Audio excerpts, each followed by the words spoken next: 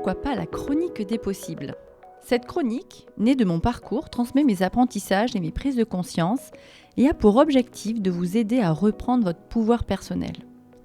Car aujourd'hui, en tant que coach professionnel certifié, j'en retire de grands bénéfices personnels et professionnels. Et je constate tous les jours que nous avons tous en nous la capacité de changer les choses, et pour y arriver, il faut d'abord y croire. Croire en soi, c'est aussi devenir le héros de sa propre vie. Dans l'épisode 8 de la chronique, je vous avais partagé les premières étapes qui m'ont permis de me vivre comme l'héroïne de ma vie, c'est-à-dire les éléments du socle de la formulation de mes rêves. Aujourd'hui, dans cet épisode, je poursuis mon partage d'expérience autour de l'atteinte de mes objectifs personnels et professionnels. Je vais évoquer la stratégie de réussite pour les réaliser. Alors, comment passer du rêve à la réalité ?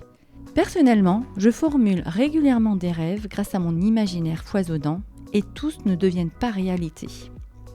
Alors, comment est-ce que je procède pour passer du rêve à la réalité ? L'énergie que je ressens au moment de la visualisation du rêve pourrait bien faire la différence.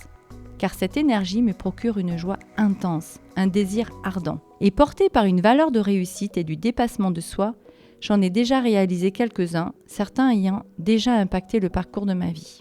J'ai par exemple, dès l'âge de 13 ans, formulé le rêve d'être à mon compte. Plus précisément, je voulais devenir PDG, sans peut-être savoir ce que ça voulait vraiment dire. Et à 33 ans, j'ai créé ma première structure entrepreneuriale. Puis à 17 ans, alors que je venais d'obtenir un bac scientifique, je souhaitais devenir psychologue. Au-delà du titre, c'était l'accompagnement de la croissance des autres qui me portait. Je n'ai pas pu le faire à ce moment-là. Je l'ai exercé à partir de mes 33 ans.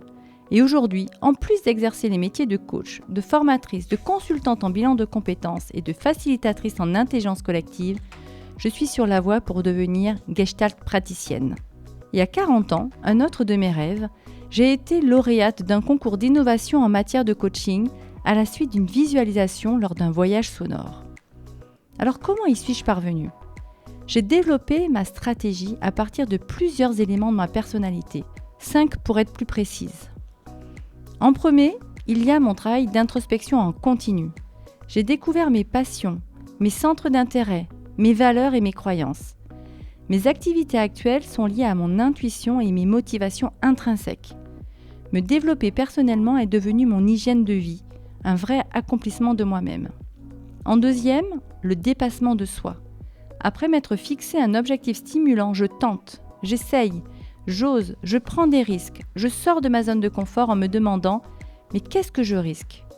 L'adrénaline m'aide à me dépasser, en plus de la satisfaction que je ressentirai à l'atteinte de mes objectifs.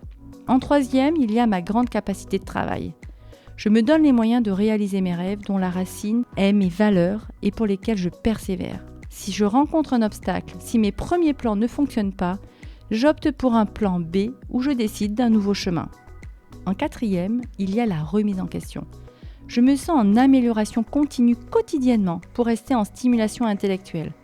C'est comme apprendre à faire du vélo sans monter dessus. Au-delà de monter sur le vélo, j'apprends des difficultés que je peux rencontrer dessus. Je jauge la vitesse, je m'ajuste sur la selle pour trouver mon équilibre.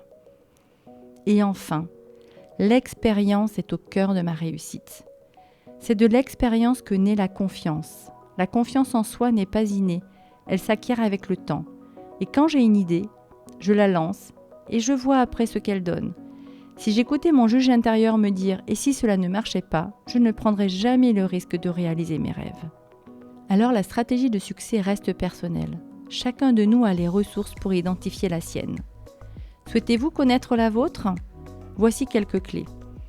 Trouvez 5 situations de réussite personnelle et professionnelle qui vous ont rendu heureux, fiers ou pour laquelle vous avez pris du plaisir.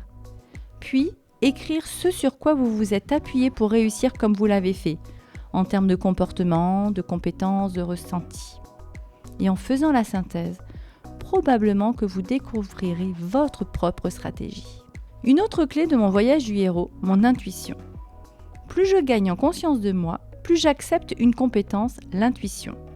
Si j'ai mis quelques années à le faire, c'est parce qu'elle peut être perçue comme non rationnelle.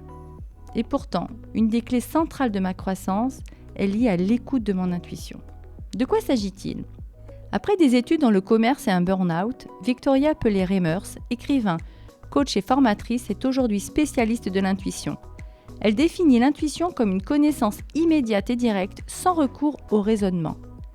Elle ajoute que cette part de notre intelligence est capable de puiser dans notre expérience la plus variée et de faire des liens improbables avec ce que l'on capte sur le présent par les signaux faibles qui nous attirent. Elle conclut que l'intuition enrichit la conscience du présent.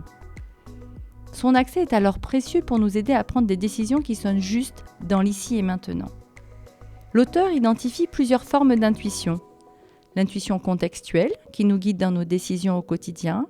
L'intuition relationnelle, qui se manifeste dans les rencontres et qui nous permet de sentir notre entourage et comment communiquer avec lui.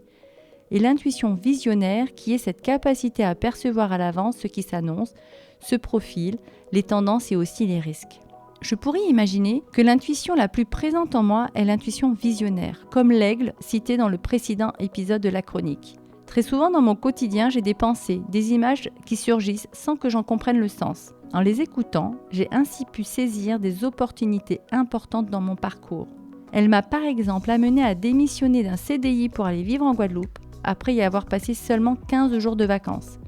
J'ai pris ce risque sans emploi à la clé, et malgré les réticences importantes de mon entourage, je savais qu'il fallait que j'y aille. Et cette prise de risque a été pour moi un très grand cadeau de la vie.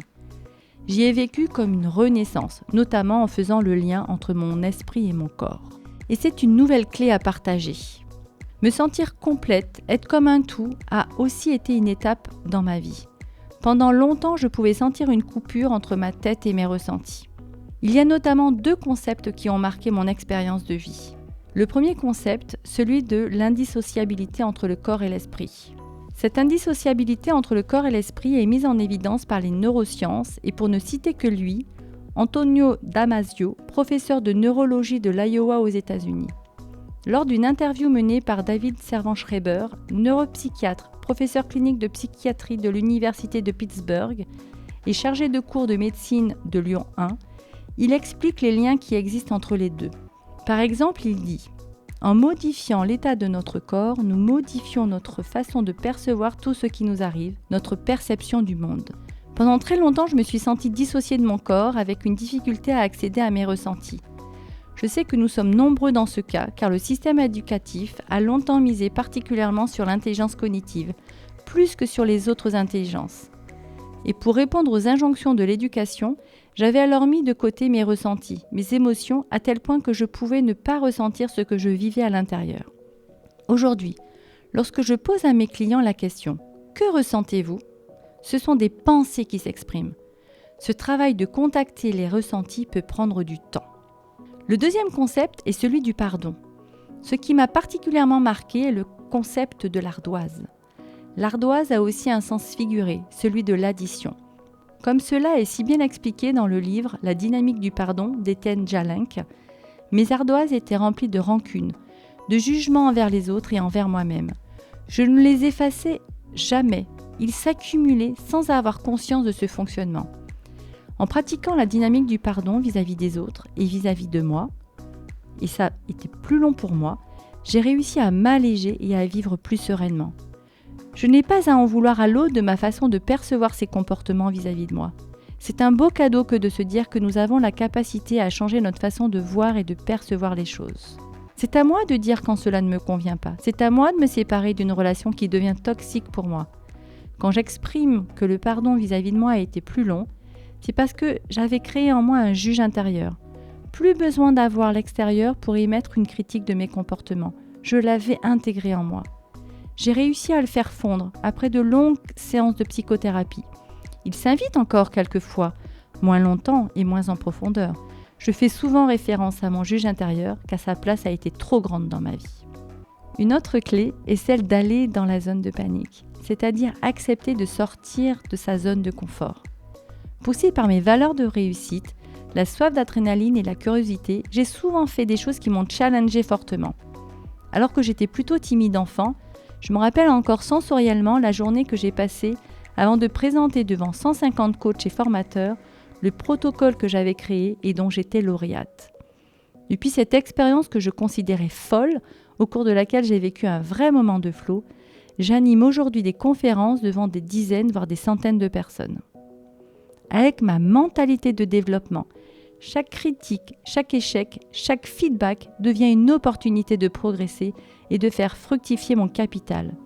Je vais même au-devant des critiques afin de faire mieux la prochaine fois.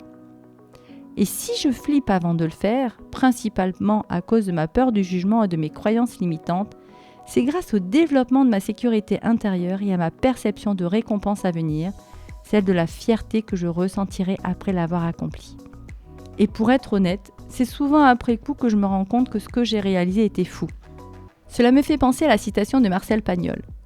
Tout le monde savait que c'était impossible à faire, un ignare ne le savait pas, et il l'a fait. Le lien avec l'actualité que j'ai envie de faire est celui où notre monde se transforme. Et avant de vouloir changer le monde extérieur, comment pourriez-vous aller au cœur de votre propre monde ? À partir des rêves que vous formulez, comment faites-vous pour les réaliser ? Quelle est la place que vous donnez à vos ressentis ? Les écoutez-vous ou les taisez-vous ? Et quand un obstacle survient sur votre parcours, que faites-vous ? Décidez-vous d'abandonner ou vous appuyez-vous sur votre courage pour les dépasser ? Alors allez à sa rencontre intérieure, écoutez sa voix intérieure et ses motivations intrinsèques, serait alors reprendre son pouvoir personnel et devenir le héros de sa vie. Et je suis ravie de vous retrouver prochainement dans une autre chronique des possibles.